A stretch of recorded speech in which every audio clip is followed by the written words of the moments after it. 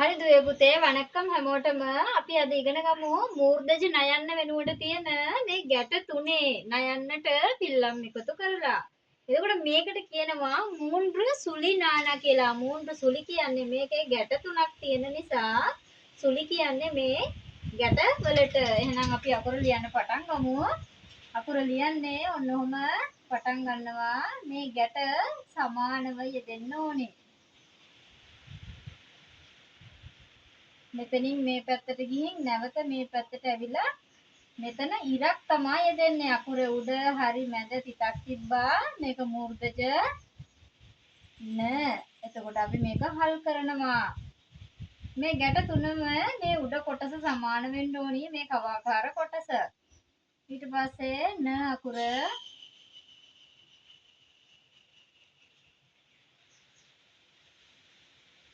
ඊට පස්සේ අපි ඇලපිල්ල එකතු කරගනිමු.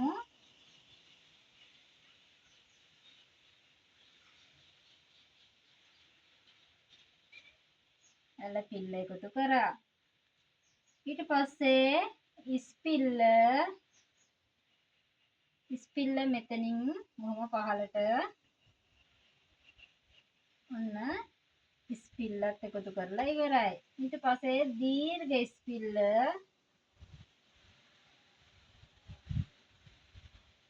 අගට ගැටයක් යෙදෙන එක විතරයි වෙනස.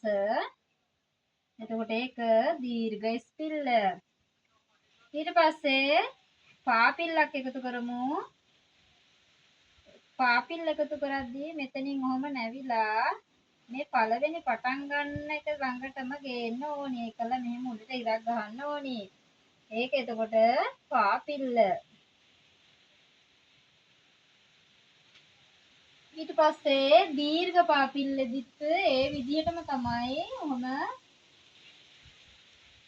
නවලා මෙතනටම ගෙනල්ලා මෙහෙම නවලා මෙහෙම උඩට දාලා මේ පැත්තෙන් ඇලපිල්ලක් තියෙන්න ඕනි අග කොටස. ඒක දීර්ඝ ඇලපිල්ල. ඊට පස්සේ අපි කොම්බුව එකතු කරගනිමු. තනි කොම්බුව සහ අකුර. කොම්බුව මූර්ධජ නයන්න. ඊට පස්සේ කොම්බුවයි හල් කිරීමයි වෙනුවට තියෙන කොම්බුවයි අකුරයි. එතකොට මූර්ධජ නයන්න හල් කරන්නයි තියෙන්නේ. ඊට පස්සේ කොම්බු දෙක සහ අකුර. එතනදී අපි සිංහලෙන් ලියන්නේ කොම්බු දෙක සහ අකුර. ඊට පස්සේ කොම්බුවයි අකුරයි ඇලපිල්ල. සිංහලෙන්ත් ලියන්නේ මේ විදිහටම තමයි කොම්බුවයි අකුරයි ඇලපිල්ල. ඊට පස්සේ අකුර කොම්බුවයි හල් කිරීමයි තියෙන කොම්බුව ලිව්වා අකුර ලිව්වා ඇලපිල්ල දැම්මා. ඒක සිංහලෙන් ලියන්නේ මෙන්න මේ විදිහට.